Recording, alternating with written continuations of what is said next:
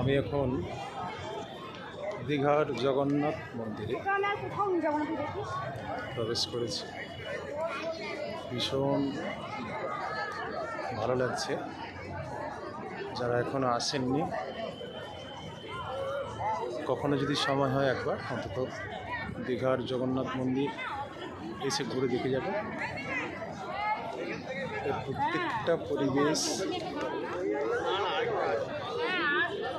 এবং প্রতিটি মন্দির এত সুন্দর, যা এক পলকেই মানুষের মন জয় হবেই।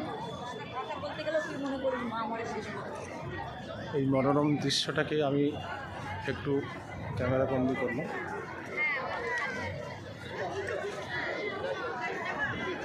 অপরূপ অপরূপ দৃশ্য, যেটা চোখে না দেখে বিশ্বাস করা সম্ভব নয়। বিশেষ করে এই সন্ধ্যার মুহূর্তটায়, এখন বাজে 6:30, এই সন্ধ্যার মুহূর্তটা আরও দেখতে খুব সুন্দর লাগছে। দেখাচ্ছি, এই লেখা আছে শ্রী শ্রী জগন্নাথ মন্দির।